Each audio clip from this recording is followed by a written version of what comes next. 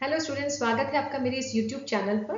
इस वीडियो में हम पढ़ेंगे कक्षा 10वीं का विज्ञान का पाठ 6, जिसका नाम है जैव प्रक्रम।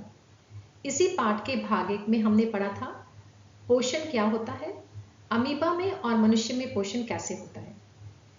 इस भाग 2 में हम पढ़ने जा रहे हैं श्वास व श्वसन में क्या अंतर है, पौधे श्वसन कैसे करते हैं, जलीय जीवों में और मनुष्य में श्वसन की प्रक्रिया कैसे होती है।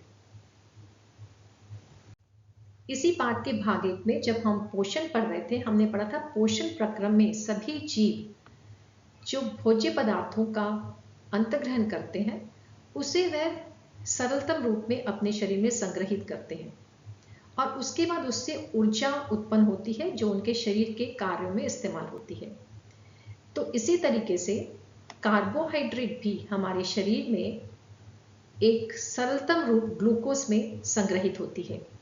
ग्लूकोज एक 6 कार्बन अणु है। अलग अलग जीव इससे ऊर्जा उत्पन्न करने के लिए अलग अलग विधियों का इस्तेमाल करते हैं। कुछ जीव ऑक्सीजन की उपस्थिति में इसका विखंडन करते हैं और कुछ जीव ऑक्सीजन की अनुपस्थिति में। लेकिन सभी जीवों में पहला चरण समान है, जिसमें सभी जीवों की कोशिका के कोशिका द्रव्य में इस ग्लूकोज का विखंडन होता है, जिससे बनते हैं 2 पाइरुवेट के अणु। ये पाइरुवेट अणु 3 कार्बन के बने होते हैं, तो इसलिए एक 6 कार्बन से बन गए 2 पाइरुवेट अणु। अब जिन जीवों में ऑक्सीजन की उपस्थिति में इन पाइरुवेट का विखंडन होगा, वह कोशिका अंगक माइटोकॉन्ड्रिया में होता है। इस विखंडन को कहा जाता है, क्योंकि ऑक्सीजन की उपस्थिति में है, वायवीय विखंडन, जिससे बनता है कार्बन डाइऑक्साइड, जल और ऊर्जा। क्योंकि यह संपूर्ण विखंडन है, यहां पर बहुत अधिक ऊर्जा बनती है 36 एटीपी के अणु। जैसे ही ऊर्जा बनती है, ये एटीपी के अणु में संश्लेषित हो जाती है। एटीपी का फुल फॉर्म होता है एडिनोसिन ट्राइफॉस्फेट। ये एटीपी कोशिका के अंदर होने वाली सभी ऊष्माशोषी क्रियाओं में उपयोग होती है, जैसे कोशिका का विखंडन, कोशिका का विकास, कोशिका की वृद्धि। दूसरे जीव जो ऑक्सीजन की अनुपस्थिति में इस पाइरुवेट का विखंडन करते हैं, उस प्रक्रिया को कहा जाता है किण्वन। यह ईस्ट और कुछ बैक्टीरिया में होती है। यह पाइरुवेट का पूर्ण विखंडन नहीं है, इसलिए इससे बनते हैं 2 इथेनॉल के अणु। इथेनॉल मतलब C2H5OH, साथ में 2 कार्बन डाइऑक्साइड के अणु और 2 ऊर्जा के अणु, यानी 2 एटीपी अणु। तो यहां पे ऊर्जा कम मुक्त होती है, क्योंकि यह असंपूर्ण विखंडन है पाइरुवेट का। इसी तरीके से कभी कभी हमारी पेशी जो बहुत अधिक कार्य कर रही होती है, उसमें भी ऑक्सीजन की अनुपस्थिति में पाइरुवेट का विखंडन हो जाता है, जिससे बनता है लैक्टिक अम्ल और साथ में ऊर्जा। यह ऊर्जा कम है, क्योंकि यह भी असंपूर्ण विखंडन है। इस तरह के विखंडन को कहा जाता है अवायवीय विखंडन। लैक्टिक अम्ल जो पेशी में एकत्रित हो जाता है, उससे कभी कभी पेशी में क्रैम्प हो जाते हैं और पेशी में दर्द होता है। तो इस चित्र से हमने देखा कि कैसे ग्लूकोज का विखंडन होकर अलग अलग पथों से ऊर्जा मुक्त होती है। हम देखते हैं 2 शब्दों को, श्वास और श्वसन, जिनका हम परस्पर विनिमय कर लेते हैं और अदला बदली करके इनका इस्तेमाल कर लेते हैं। ये दोनों प्रक्रियाएं बिल्कुल अलग है। श्वास एक भौतिक प्रक्रिया है, जिसका अर्थ है शरीर के अंदर ऑक्सीजन का जाना और शरीर के अंदर से कार्बन डाइऑक्साइड का बाहर फेंका जाना। यह सभी जीवों की एक विशिष्ट प्रक्रिया है, लेकिन इस प्रक्रिया से कोई ऊर्जा प्राप्त नहीं होती। जबकि श्वसन सभी जीवों में एक रासायनिक प्रक्रिया है। इससे भोजन का विखंडन होता है ऑक्सीजन की उपस्थिति में या ऑक्सीजन की अनुपस्थिति में, जिससे ऊर्जा उत्पन्न होती है। कई एकल कोशिक जीव और सरल पौधों में यह श्वसन प्रक्रिया विसरण के माध्यम से ही हो जाती है। विसरण होता है गैसों का आदान प्रदान। यह एक सरल प्रक्रिया है जिसमें गैस के अणु अपनी उच्च सांद्रता वाले क्षेत्र से निम्न सांद्रता वाले क्षेत्र की ओर गति करते हैं। विसरण प्रक्रिया निष्क्रिय है, अर्थात इसमें किसी ऊर्जा की आवश्यकता नहीं होती। लेकिन श्वसन प्रक्रिया में ऊर्जा भोज्य पदार्थ से मुक्त होती है। अब देखते हैं पौधों में श्वसन प्रक्रिया कैसे होती है। पौधे श्वसन के समय ऑक्सीजन गैस लेते हैं और कार्बन डाइऑक्साइड गैस छोड़ते हैं। आप फिर से ध्यान देंगे, मैंने कहा श्वसन के समय पौधे ऑक्सीजन गैस लेते हैं और कार्बन डाइऑक्साइड गैस छोड़ते हैं, क्योंकि हमने भाग 1 में देखा था कि जब पौधे प्रकाश संश्लेषण प्रक्रिया करते हैं तो वे कार्बन डाइऑक्साइड गैस लेते हैं और ऑक्सीजन गैस को छोड़ते हैं। दोनों ही प्रक्रिया के लिए गैसों का आदान प्रदान पौधे के रंध्रों से होता है। रंध्र जो पौधे की पत्तियों में होता है, ये रंध्र पौधे की निचली सतह में ज्यादा होते हैं और ऊपरी सतह में कम होते हैं। रंध्र के साथ जो 2 कोशिकाएं बनी हैं, इनको बोला जाता है द्वार कोशिका या रक्षक कोशिकाएं। जब ये द्वार कोशिकाएं पानी के जाने से फूल जाती हैं तो रंध्रों के द्वार खुल जाते हैं और यहां से ऑक्सीजन गैस श्वसन के लिए अंदर जा सकती है और कार्बन डाइऑक्साइड गैस बाहर निकल सकती है। ये अंतरकोशिकीय अवकाश जो पत्तियों में होता है, ये सुनिश्चित करता है कि सभी पौधों में गैसों का आदान प्रदान विसरण प्रक्रिया से हो सके। विसरण प्रक्रिया से पौधों में गैसें उच्च सांद्रता से कम सांद्रता के क्षेत्र की तरफ जाती हैं। जब द्वार कोशिका अपना पानी खो देती है तो ये सपाट हो जाती हैं और ये रंध्र के द्वार बंद हो जाते हैं। तब कोशिका से ऑक्सीजन या कार्बन डाइऑक्साइड का आदान प्रदान बंद हो जाता है। जो ऑक्सीजन श्वसन के समय पौधे के अंदर जाती है, वो पौधों में उपस्थित मंड के साथ मिलकर उसका विखंडन करती है कार्बन डाइऑक्साइड, जल और ऊर्जा में। ऊर्जा जो संग्रहित होती है कोशिकाओं में, वह कोशिकाओं के सभी कार्यों को करने में प्रयोग में लाई जाती है। हम ये जानते हैं कि दोनों ही प्रक्रिया श्वसन और प्रकाश संश्लेषण पौधे करते हैं। दिन के समय जब पौधे ऑक्सीजन गैस ले रहे हैं, उसी समय वे प्रकाश संश्लेषण प्रक्रिया भी कर रहे हैं, क्योंकि प्रकाश है दिन में। तो जितनी कार्बन डाइऑक्साइड उन्होंने श्वसन में छोड़ी, उसी कार्बन डाइऑक्साइड को उन्होंने प्रकाश संश्लेषण के लिए इस्तेमाल कर ली। इसलिए कोई नेट कार्बन डाइऑक्साइड पेड़ों के आसपास उपस्थित नहीं होती। लेकिन रात में क्या होता है कि प्रकाश सूर्य का नहीं होता, उस समय सिर्फ पौधे श्वसन प्रक्रिया कर रहे हैं, ऑक्सीजन गैस ले रहे हैं और कार्बन डाइऑक्साइड गैस छोड़ रहे हैं। ये कार्बन डाइऑक्साइड प्रकाश संश्लेषण के लिए रात के समय उपयोग नहीं हो पा रही। इसलिए पौधे जो कार्बन डाइऑक्साइड छोड़ रहे हैं वो पौधे के आसपास इकट्ठी होती है। इसलिए कहा जाता है रात को पौधों के नीचे बैठना या सोना नहीं चाहिए। जंतुओं में पर्यावरण से ऑक्सीजन लेने और कार्बन डाइऑक्साइड छोड़ने के लिए अलग अलग अंगों का विकास हुआ है। यहाँ पर हम देखते हैं जलीय जंतुओं में श्वसन प्रक्रिया कैसे होती है। मछलियाँ क्लोम से सांस लेती हैं। क्लोम जिसे इंग्लिश में गिल कहा जाता है। क्लोम मछली की ऊपरी गर्दन पर होते हैं। क्लोम का खुलना और बंद होना एक फ्लैप जैसी संरचना ओपर्कुलम के माध्यम से नियंत्रित होती है। ओपर्कुलम अस्थीय भाग है जो क्लोम के खुलने और बंद करने को नियंत्रित करती है। मछलियां अपने मुंह के माध्यम से पानी में घुली ऑक्सीजन लेती हैं। जब ये पानी लेती है तो इसमें ऑक्सीजन साथ में चली जाती है और यह क्लोम से इनके रक्त में जाती है। रक्त में अवशोषित होने के बाद ये शरीर की हर कोशिका तक पहुंचती है, भोजन के साथ जुड़कर उसका विघटन करती है, जिससे कार्बन डाइऑक्साइड और ऊर्जा मुक्त होती है।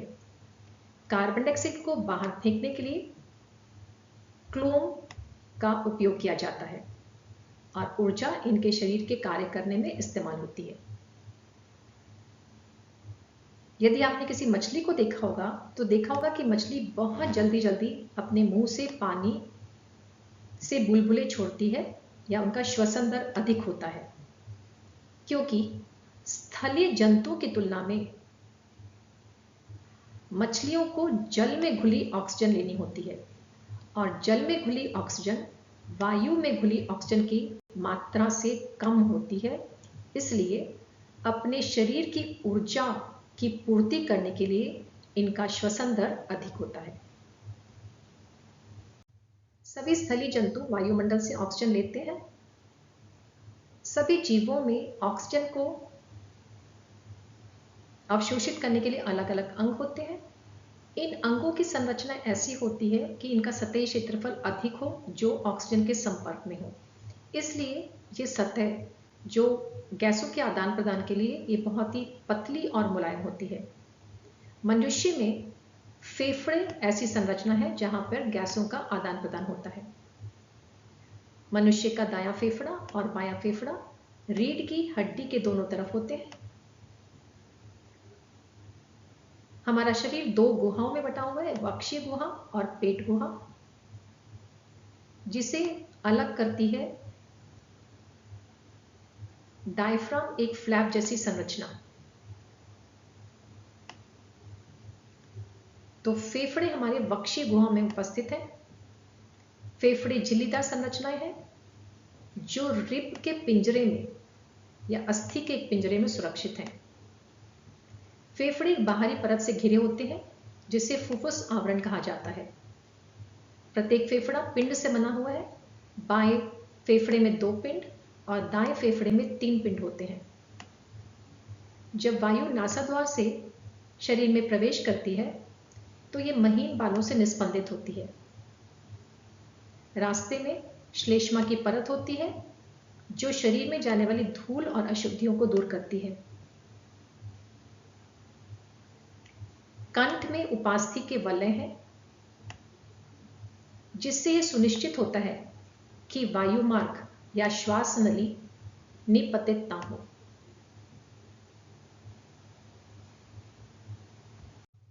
अब देखते हैं जब ऑक्सीजन हमारी श्वास नली से हमारे फेफड़े या फुफ्फुस में जाता है तो उसमें क्या परिवर्तन होता है।